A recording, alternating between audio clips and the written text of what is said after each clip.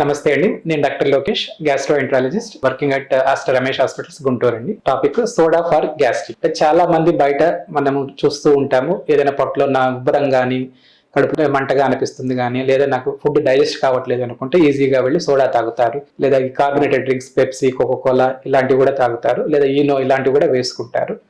So మన gastric సమస్యలు ఒక్కొక్కరికి ఒక్కొక్కలా ఉండొచ్చు.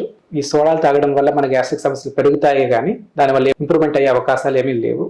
అదే తాడుతో ఈ కార్బోనేటెడ్ డ్రింక్స్ వల్ల వేరే సమస్యలు కూడా వస్తూ ఉంటాయి. వెయిట్ గెయిన్ అవ్వడం, దానివల్ల వచ్చే వేరే ప్రాబ్లమ్స్ కూడా ఉంటాయి.